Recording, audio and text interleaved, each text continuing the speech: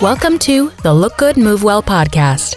There's a song that is like, it's a popular reel audio. Mm-hmm. And it just popped up on my Spotify in like, I turned on like whatever Spotify hits, top 20 hits, or I don't know, something. And I saw it was a Sam Smith song. And he's doing this like with this other woman, I don't know, the other artist. But I don't know why it just popped into my head, but in Spotify, it like will loop like a 5 to 10 second clip of the music video. Creepy Sam Smith image where he's like, it's him doing some gesture and he's like looking all like I mean, he's putting on a face. He's trying to look like intimidating or creepy or kind of scary, and it just popped into my head. And it's an audio that I really like. I'm like, every time I hear it, I'm like, I watch the reel, whatever the reel is. I don't care. I just want to hear the audio. Yeah. And then now I know the song and I know the artist, so I'll be able to listen to the song and get it out of my head and get my fix there, so I don't get stuck on the reel. But I can't stop thinking about that. The creepy face. The creepy opening, video. I always think of him as kind of wholesome. Oh yeah, he's super wholesome. But this video really got me good. Wow. Let me see. I'm gonna see if I can pull it up. Okay. Yeah. That's creepy. Yeah. He's got his head tilted forward, and he's like kind of like eyeballs are like rolled up in his head, almost looking at it and like gesturing with his hands, and he's trying to look. I love Sam Smith, by the way. That was your wedding song. It was a wedding song. It was like all over the wedding. I love him, but that's creepy. Yeah. Unholy is the name of the tune. Yeah, he's finding his edge. Yep. Okay, that's my banter. What do you got? Okay. We have listener submitted banter topic. Shoot. Yeah. All right. I love it. On the topic of listener submissions, just a reminder, Happy New Year, everybody. Officially the new year. You are all in the new year. Last week, we tried to say Happy New Year, but it wasn't even the new year. We were off because my calendar was off. Yeah. But what we want to say is we're going to make 2023 the year of user-generated podcast topics. No, we love to hear from you. We want to know what you want to hear about. And also, when you ask questions and we don't know the answers to them, it's a great excuse to go and do some research and to learn and to grow. So I'm relying so heavily upon this wonderful group of listeners to not only suggest topics for long form discussion, but also to give us fun, short, simple, quick answers, banter topics, all of the above. Yeah, so anything you want to know about us. So this one is, do you hit snooze and how many times do you hit snooze? And the wording of the question really made me feel like this fellow, I believe his name is Tyson, he hits snooze a lot, it seems. He's having an issue. Do you hit snooze? I mean, how many times how many times you hit snooze? Do you have an alarm set? I do have an alarm set because sometimes I feel really tired. And wait, is it Tyson or Tyron? Tyron. Sorry, I got your name wrong. Tyron or Tyrone? Tyron, I think, is how it's spelled. Tyrone? If we're pronouncing it wrong, please do DM us and let us know because we want to get it right. Respect the names. But I do set an alarm just because sometimes I am out cold and need that to pull me out of the depths. But most of the time I'm awake before the alarm goes off. Yeah. How about you? Yeah. I mean, I have this watch that I have has an alarm feature on it where it just like vibrates. It's set, but I haven't woken up to it. Except for when I went to Texas and I was there for 4 days. Like I was all out of whack, so I needed it there. That was another banter topic suggestion of how to do time zones. Yeah. I suppose I would also set an alarm if there was like a early morning travel plan where we need to get the kids up, airport thing. But yeah, I almost, if I'm in a normal like life rhythm, even if we like had wake ups at night with the kids and stuff, my brain is, I wake up at 4:45. I'm like, okay, let's do it. Let's go. Yeah. So no snooze. No, I actually accidentally hit the snooze button on the watch the other day, and then I was doing something else and it started vibrating. I was like, what's going on? freaked me out. But no, I never did snooze ever. I also know that it's just, I just know how bad that cycle is for like proper human functionality. So I think my knowledge and my deep appreciation for like wake up at the same time every day, like that's important. And so I'm gonna snooze it. Yeah. Well, I think going to bed on time is highly underrated. True. Yeah. I do kind of wish sometimes I could actually sleep in, like very rarely, but I wish I had the capacity to do it. I don't have that anymore. I could probably train it back, but like there's no way I can sleep in. Like kids are staying over at my mom and dad's house, and like we don't have to get up for anything. Like I'm still up at 5 every day. Yeah. Or earlier. Well, actually, a couple training cycles ago, this hasn't been happening as much now that my training got adjusted a little bit, but I was having an energy swing where at the end of the week, I would just hit the wall and be super dead, super drained by the weekend. Yep. And my kid's dad takes the kids overnight on Saturdays. And so I was getting in this habit of sleeping for like 10 hours, like on Saturday to Sunday morning when they were out of the house, because if they're in the house, I feel like I have mom radar and I'm just like, oh yeah, any little cough, I'm like, I'm awake. Yeah, interesting. So yeah, but not so much anymore. Yeah, I don't do well with time zones. Yeah. I liked the idea of traveling, but in actual execution of the travel to different time zones, it always has an impact that lasts much longer than the trip itself. Yeah. Which sucks. That does suck. I mean, and everyone's like, well, what's the hack? Like, well, you fly at this time and you take this thing. And it's like, no, none of them work. Like they might get you through like the first day. Like you got to fly to a new time zone. You have to give a presentation, like do all the hacks and things, but like it's gonna make an impact. Yeah. Yeah. Yeah. I remember one thing that Mike used to tell me was like, if you're going to travel to a new time zone, like get in and get out, get back to your normal time zone. Like don't adjust to a new time zone. Cause like then you're dealing with like the jet lag on the way there. And then you're going to deal with the jet lag when you get back. Like you're going to be just totally effed. And yeah, I agree with that. But yeah, I do like traveling east though, more than traveling west. The traveling east just feels a little easier for me. Anyway. All right. We've given that topic enough. Okay. Thanks, Tyron. Yeah. Thanks for the suggestion. All right. Shall we get into our topic for today? Absolutely. We are talking about body image first. Are we? Okay. Yeah. Great. Yep. And this was a submission from Benjamin on SpeakPipe, which just goes to show what an OG Benjamin is. Yeah. I don't even think SpeakPipe. It's still active. He just obviously submitted. It's still active, but I don't think we've announced it. We haven't. I think we mentioned it a little while ago. Maybe. Okay.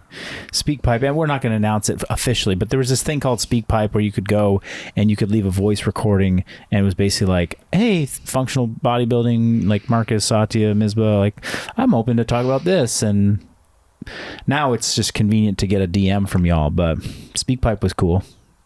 We don't have it to like play like live right now, which we used to do. We do have the recording if we want to edit it in later. We're in kind of a different editing process now. But we might see if we can get that to happen. Okay, well, what did he say? I do like hearing the voices, though, of people. That's always fun. Because it just makes me feel more connected. Yeah. So thanks for submitting your SpeakPipe, Benjamin. The transcript is, how do you deal with body image struggles when you always think you need to look bigger and more muscular? Bigorexia, also, as it's known.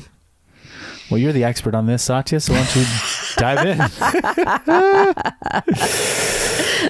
I don't have a lot to say on bigorexia. I can say a lot about women's body image for sure, but that's a whole other topic. Well, I mean, we're going to be looking for the threads here. I don't have a ton to say on the topic either. I probably have a different body image issue. I'm not like, I don't have this. I personally don't have I need to be bigger all the time. Mm-hmm. So we're going to have to give Benjamin some, we'll throw him a bone somehow by kind of addressing other common body. I mean, what are the common body image, challenges that people face? And there's like bigorexia. Like, I need to be bigger. I'm never big enough. Like, I always look small compared to other men. And until you're the biggest one in the room, like, that might be the case forever. And even then I know it happens for even professional bodybuilders who are just like massively muscular, like they just see a smaller version of themselves. But what are some other ones that for women? I think the underlying thread through all of them is I am not acceptable or lovable to myself or others if I don't look a certain way in my body. Yeah. Yeah, I can relate to that. Yeah. No doubt. And I am no stranger to this. I don't think anyone is a stranger to thoughts like that. But I think one thing that has helped me find more acceptance with the discomfort of that is actually some Stoic philosophy of just thinking about how fleeting our time on earth is in relation to time overall, and in a way how insignificant we are. And I know this is sending this topic in kind of an unexpected direction, but I swear this does help me, because it's like I'm here on earth for a blip of time, and my body is going to age if I am lucky to be here long enough for it to, and it's going to change. And the body I have 2 years from now is going to be different than the one I have now. And the body I have 6 months from now is going to be different than the one I have now. So it's like, why am I locked in this eternal struggle? And what am I trying to get out of it? And one thing that I've sort of constantly told myself, I don't know if this is helpful for other people, but just in case it might be, I am not seeking validation from anyone right now. Like, I'm not on the dating market. I'm not in a relationship. I'm not really interested in doing that. Like, I just go home and I put on my pajamas and I'm like in old lady mode, and I kind of don't give a shit. So like, I don't know if that's helpful or not, but I never take my pajamas off in the first place. There's kind of like a certain freedom of, I think, just understanding like what it's all for you. Does that make sense? Totally. Yeah. Well, and on that topic, like, what is it all for? I think that, aspiring to be bigger and like have more muscle, can be really positive, if it's framed the right way. If it's like, oh, I want to be bigger. I'm never satisfied with how big I am. And that pushes me to have this repeatable process of pretty healthy behaviors of like, that's what motivates me to work out and lift weights and eat good food and get enough protein and do this thing and, pay attention that I'm constantly in a surplus, so that I can train hard and I can grow muscle. And like that process is good. If it starts to shift to a point of like, man, I'm never going to be big enough. What's the point? Like, and I just feel bad about myself, and it doesn't motivate me to a healthy, productive like place. Then yeah, that can be super painful for sure. And I like what you said about just the impermanence of this whole thing. It's like, yes, what if you are the biggest, and if you achieve the muscle, guess what? Like, it's going to come off at some point. It has to. Even if you die with all of it, like, you die, and then all the muscles. Game over. Game over. Did you win? Like, and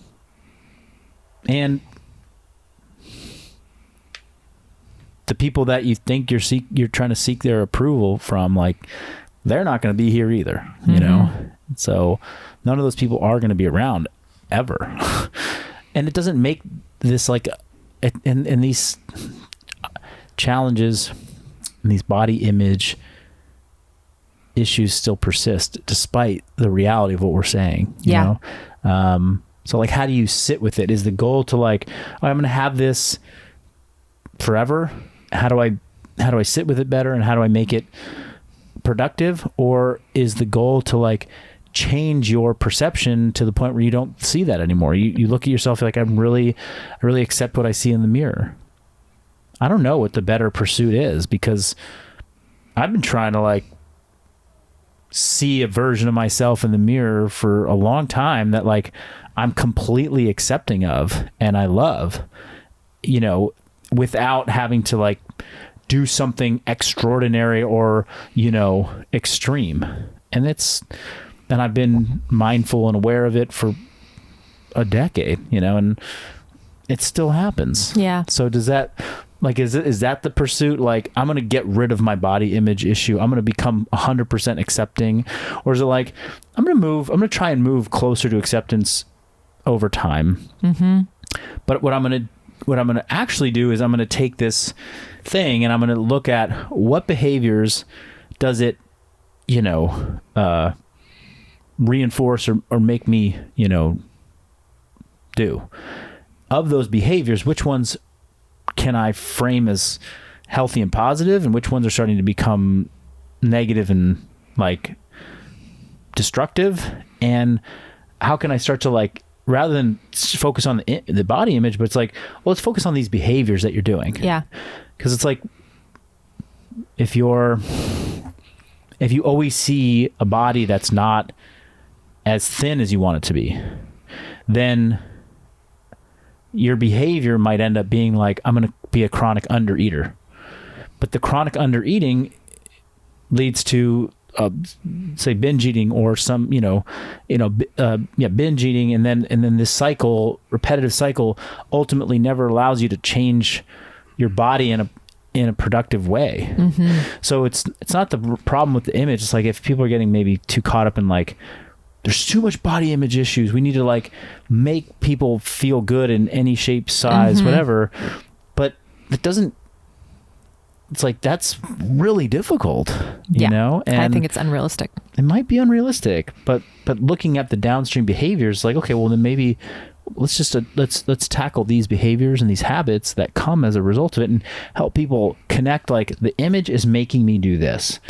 And I think that's where I've personally had more success. Is like, I still look in the mirror and catch a glimpse and I'm like, oh, not so stoked on what I see there. I'm not lean enough or something. That's more my, like, I'm not big enough. It's like, I'm not lean enough, right? Where did that get seated? I don't know, someplace when I was in my 20s. But what does that do? It's like, it makes me think caloric deficit. And then over a period of time, I start to feel like, man, I'm not as strong as I want to be. Oh, my muscles, like, I've lost muscle mass. Like, I can't recover as well. Like, wait a minute. Like, I want this whole other thing from my experience with fitness, and it's not being supported by this action or this habit that's a result of an image issue. And it's like, now this downstream consequence is also adding to my image issue. I'm like, oh, I've just shrunk, just a smaller human, you know? My wife is like, Megan's like, you know, the thick, you know, thick Marcus post games versus she's like, I'll take the thick Marcus any day of the week. I was like, well, shit, that's not me right now. I gotta plump up. No.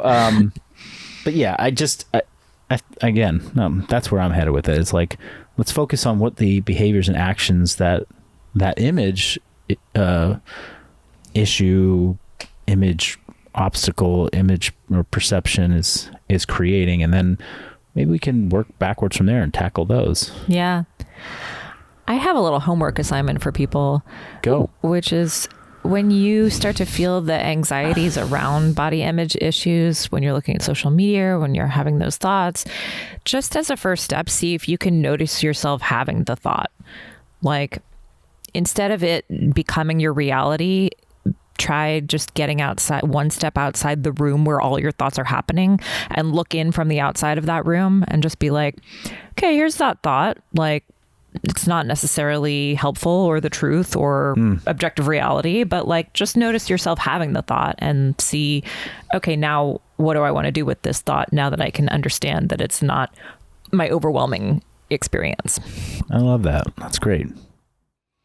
Are there any other things that you want to touch on in this topic a little bit?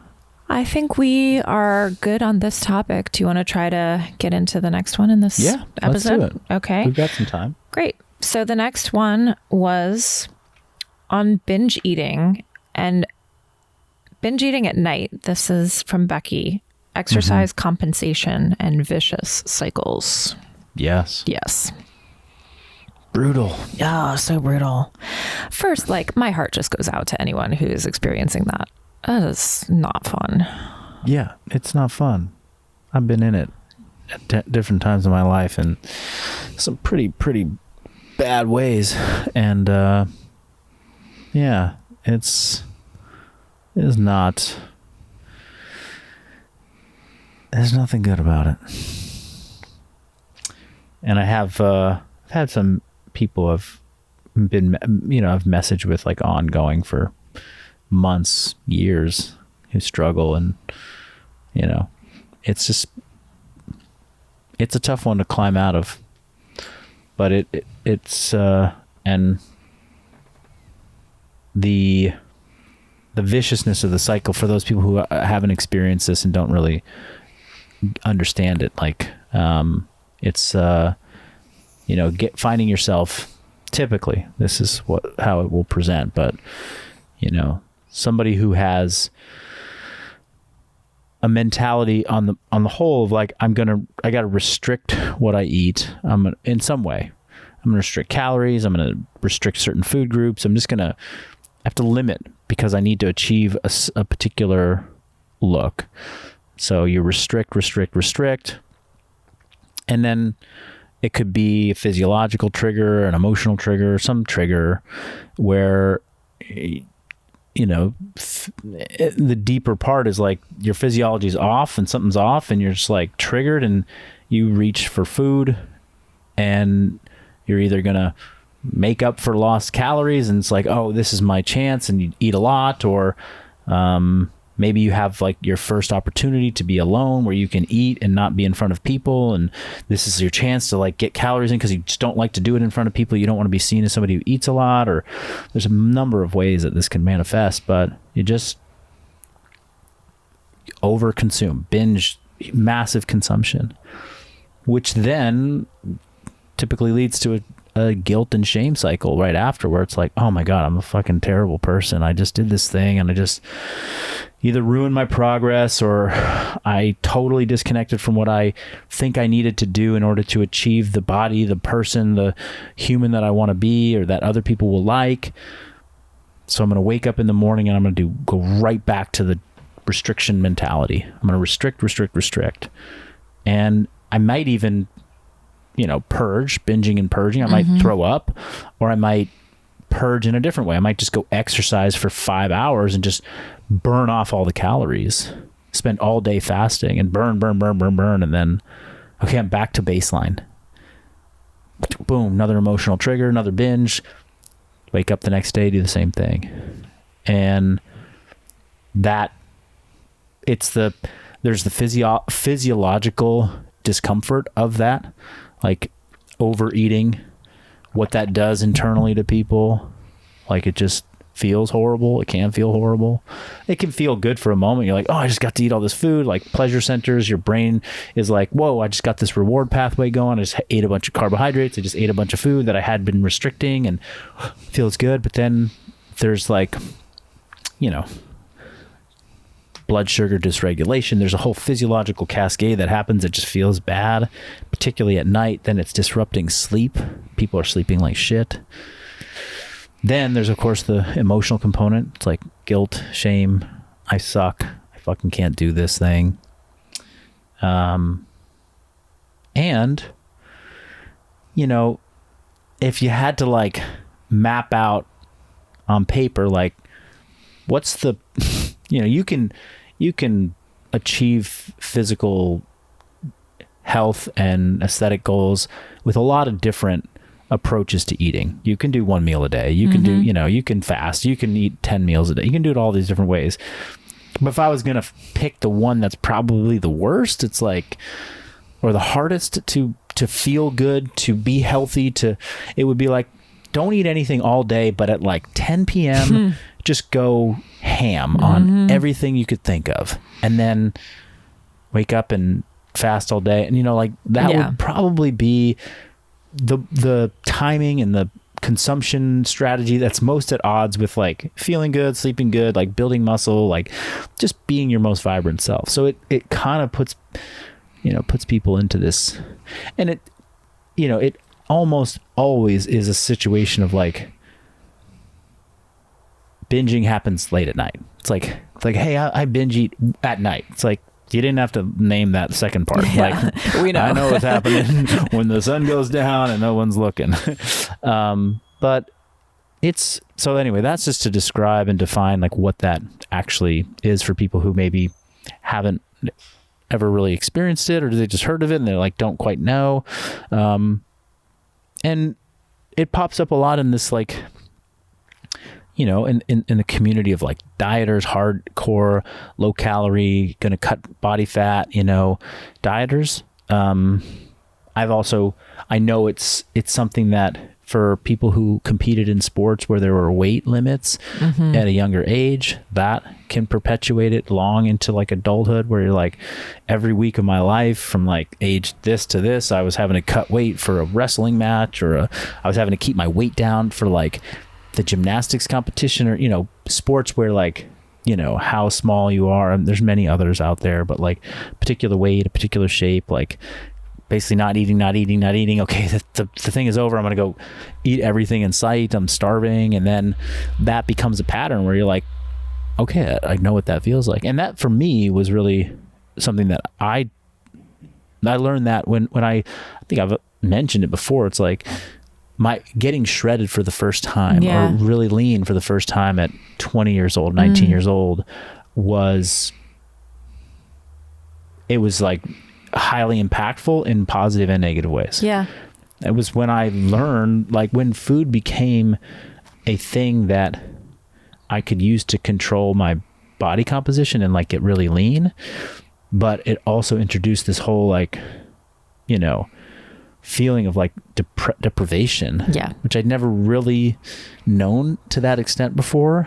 And like, I had like a Thanksgiving meal here and there where I like ate too much and I'm like, oh, this is, you know, eating so much food. But like, then it became this thing that I was like, whoa, this is happening a lot. Like I can't control myself around food. And there was this like first real leaning out of my life where like, I kind of had this period of like, you know, a year or two where I was like, this is, I can't do this. Like, I'm really out of control.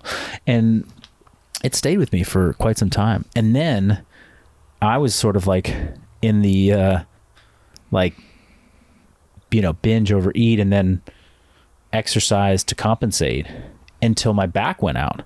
And then now here I am with like an injury. I can't compensate with movement to like counteract this thing, but I still had this like psychological connection to food where it was like, if I was feeling deprived of anything emotionally, mentally, physically, like calorically, like I would have this desire to like eat a lot of food and do it, you know, in the darkness or away from people. But then I would wake up and I'm like, I can't exercise. Like I can't exercise the way that I would normally in this moment.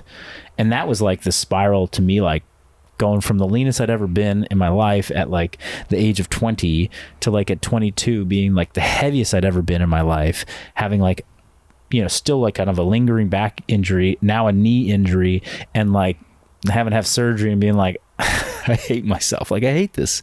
I hate where I'm at in my life. And it's really interesting. And I'm kind of like, I'm trying to be light about it because I have enough perspective on it now to see like, wow, like all these things were so interconnected, and it was such a important learning phase of my life, and it even extends into to today. Like I still carry a lot of those lessons with me, and I'm still not like I catch my behaviors and my habits periodically. I'm like, well, I'm doing that thing I used to do. Like that's not, I might not be able to change like the self-image thing completely. I'm never going to erase that, but like I can still see, I'm like, oh, I just did that behavior thing that I did way back. Like that doesn't serve me. Like that is okay. It's all right that it happened. Like, nothing catastrophic happened. Like I didn't blow out my back today, like thumbs up, but focusing on that behavior and realizing like, well, that's not conducive to how I truly want to be. Like, yeah, it might help me overcome that. I just had like, a 4,000 calorie night last night because I just got carried away and I was feeling like something, I was deprived of something, and I just was like, oh, I'm going to fill this with, a bunch of calories, and then wake up the next day and, maybe do extra training or do extra something or fast for a period of time. And I'm like, whoa, I just did the thing. Like that just happened, and I'm aware of it.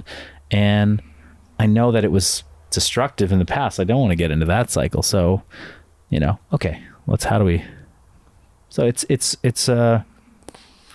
anyway, any questions from the audience? Yeah, I have a question. Yeah. How do you pull out of it? Well, I'm sort of, it'll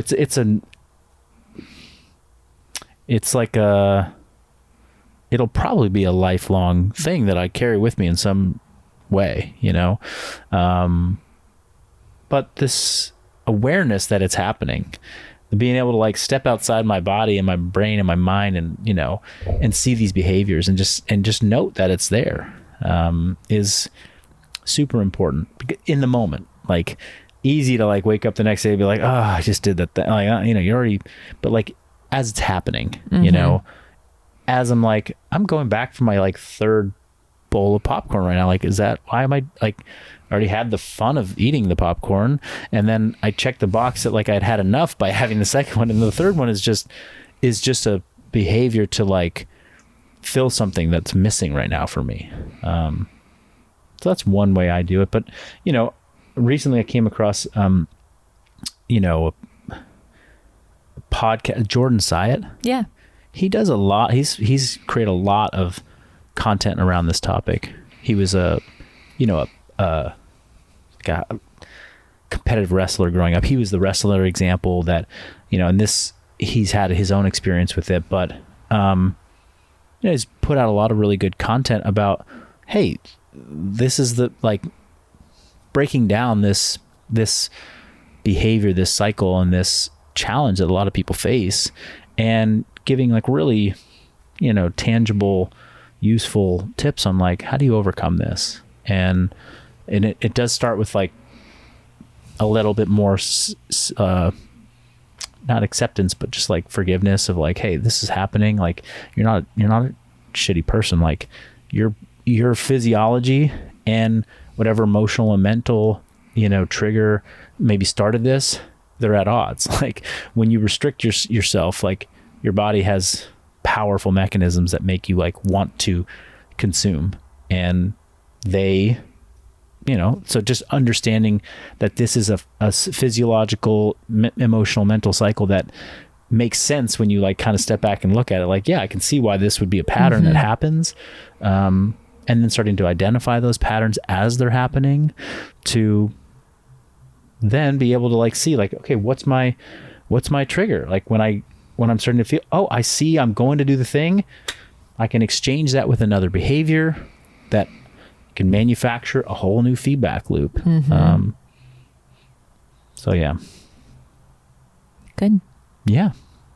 Anyhow, I don't want to like cut us off, but we're kind of at time. Is there anything else that we could finish with on this one? I think that the ideas around noticing what's happening, bringing awareness to the overall patterns and the ways that things are connected.